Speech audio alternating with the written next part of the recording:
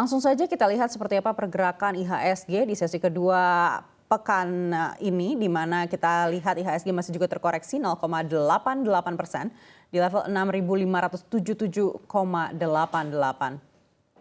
Kita lihat IHSG sudah di level psikologis 6.500-an, namun indeks sektoral ini justru mayoritas melemah.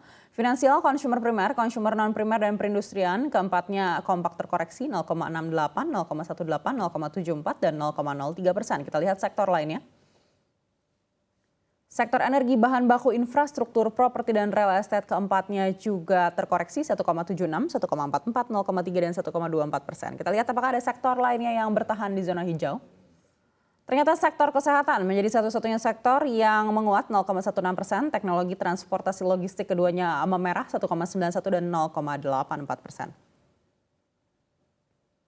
Berikutnya kita lihat rupiah yang melemah terhadap dolar AS 0,07% di level 14.990 rupiah per 1 dolar AS. Dan terhadap mata uang lainnya masih cukup bervariasi. Terhadap dolar Singapura, rupiah menguat 0,21%. Terhadap yen Jepang, rupiah terkoreksi 0,35%.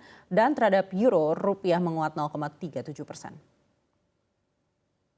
Memasuki segmen Markets Now untuk mengulas prospek perdagangan saham sesi kedua di hari terakhir pekan ini. Dan di studio CNBC Indonesia, kami sudah bersama dengan Susi Setiawati, ikuti analis CNBC Indonesia Research. Susi, apa kabar? Ya, baik Anaka. Ya Susi, kalau kita lihat IHSG di sesi kedua ini kembali melanjutkan pelemahan, bahkan sudah di level psikologis 6.500-an. Dari seluruh sektor hanya ada satu sektor yang berada di zona hijau.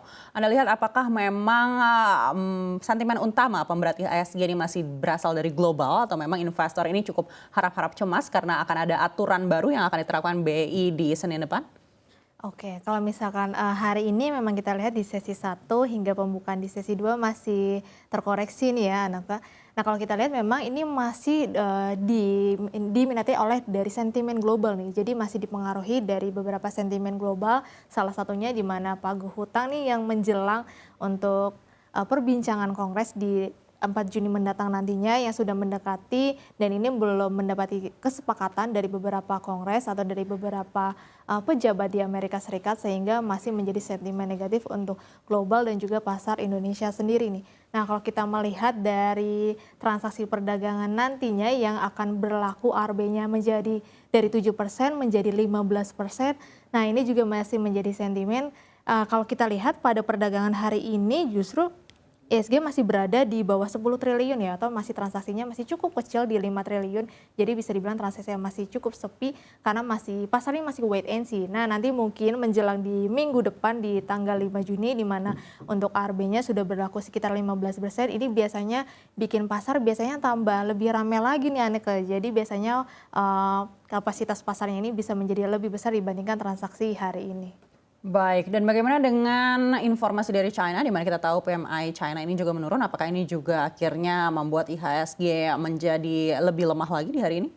Ya, untuk PMI manufaktur Cina kan sudah keluar ya sebesar 48 yang dimana masih di bawah angka 50. Kalau misalkan di bawah angka 50 menandakan bahwa Cina ini ekonominya masih terkontraksi. Kalau di atas 50 berarti sudah ekspansi.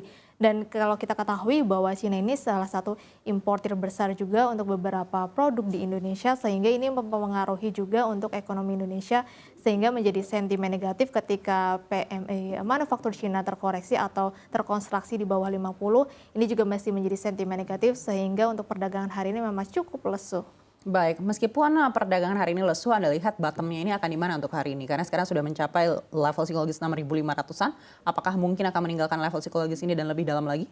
Ya kalau kita lihat untuk hari ini terendahnya bisa di level mungkin 6.570-an ya. Kalau kita lihat di sini secara supportnya, untuk support dari IHSG sendiri masih berada di level 6.600-an. Jadi kalau misalkan udah dekat-dekat sekitar level 6.562 untuk IHSG ini patut diwaspadai apakah nanti akan lanjut penurunannya atau tertahan di area support di 6.560. Bagaimana dengan resistance terdekat IHSG? Untuk resistennya terdekat, kalau di sini saya lihat secara teknikal berada di 6.740 nih. Jadi kalau sudah dekat-dekat di resisten, ketika nanti breakout mungkin ini bisa lebih menguat, tapi harus diikuti dengan sentimen positif juga nih pastinya anak.